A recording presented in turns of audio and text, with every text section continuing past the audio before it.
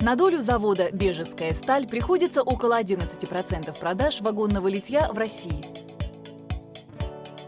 Новые экономические условия стали серьезным испытанием для многих производств. Но этому предприятию за последние 9 месяцев удалось значительно нарастить свои мощности.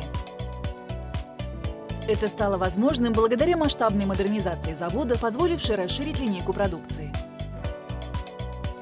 Теперь на предприятии происходит не только отливка, но и механическая обработка изделий.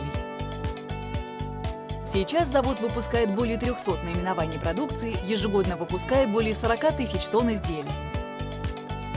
А благодаря росту выпускаемой продукции на предприятии увеличилась и заработная плата. Хороших вам новостей!